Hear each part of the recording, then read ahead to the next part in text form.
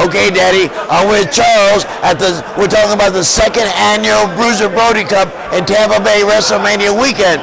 And then I'm with Rick doing Pro Wrestling Archives at the same time. So keep rolling, we're talking smack, baby. Now listen, you refereed the last Bruiser Brody match in Florida. Yes, that was in the steel cage at the War Memorial in Fort Lauderdale. And it was Brody and Lex Luger, and Lex Luger was green, and Brody was not taking advantage of him, but something happened. Brody did a little step.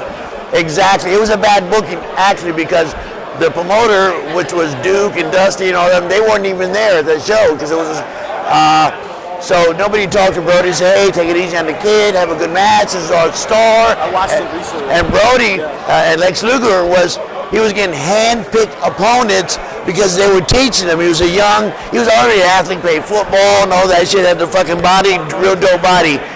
But nobody talked to Brody, so they went in there kind of blind. They really didn't even talk before the match. And it didn't go so well, and now it's a famous match. Yeah.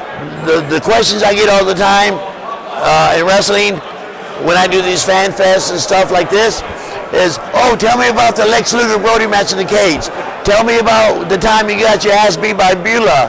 Tell me about the time Ric Flair and Fujinami in Tokyo, which is pretty cool. I got some good shit. So, yeah, I can't wait, Charles. But so what we like to do is, I know that a couple years ago you put away the referee shirt, but for one night only, would you mind stepping back in the ring and refereeing the finals of the second annual Bruiser Brody Cup finals? The reason I'm excited about doing the Bruiser Brody, the second annual cup, is because Brody was a really good friend of mine, and it's WrestleMania weekend, and I accept the offer, Daddy. Daddy. You got to pay me well, Daddy. No, I'm kidding, brother. I would do that because I love the business just like you guys. It's like Rick and my man Charles. We all love the business. It's crazy, man. Perfect World, a wrestling show, WrestleMania weekend, April 2nd. Go to realgimmicktree.com. You'll find out about Brody Cup. And Daddy, we bring in Bill Alphonso. Thank you, Charles, for having me. Thank you for putting me over. Thank you so much. Bill, I got one question. Oh, I know. Come on in. So my question is when you were managing Taz. Come over here, Charles. Yeah. Hey, come on, baby. When you were managing Taz. Yeah, I love Taz. You split for Sabu. Yes. Okay.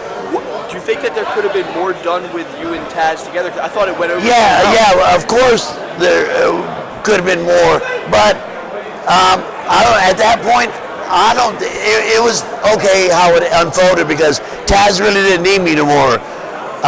And I worked with Sabu because he didn't do promos, and then the thing with Van Dam, so it worked so fucking well. They made a really good choice, and it added more years to my longevity in ECW. So lucky for me, I think it was a good move. But yeah, of course I could have stayed with Taz for a long time, but.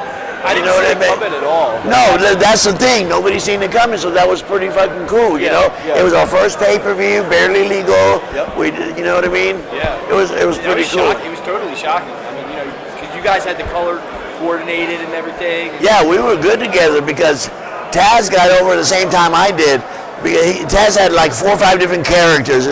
Tasmania, Monkey Boy, well, a bunch of different gimmicks, and he really didn't get over until he became Taz, and he's like that's his like real gimmick. He's like a shoot. He's really a shoot Taz. You know what I mean? So the gimmick fit him perfect because it's like Fonzi, real Alphonso. I'm kind of I did a lot of good promos in the day. It was kind of spin-off for me. I'm a little hyper and a little talk smack daddy. You know what I mean? So it was really good for me. So that was me. You know what I mean? Yeah. Any good ECW stories that we should know, the fans should know? I mean, there's so many good stories. Any good ring rat stories? Oh, there are a lot of girls, you know what I mean?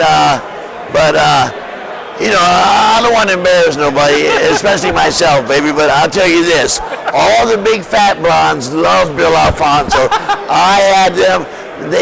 I don't know why I attracted big fat blondes, but, somebody's got to love them, Daddy. It was all good. Cool. What else, man? Any good WWE stories? I know you managed them there. WWE stories? Yeah. I'll tell you how I got to WWF at the time. Yeah. We were in Giant Gonzalez and myself were in WCW. And Jim Hurd, a guy named Jim Hurd came in, new management, and wanted everybody to take a pay cut. And Giant Gonzalez said, Fonzi, you know anybody in WWF? I said, I know J.J. Dillon, who's sitting right over there.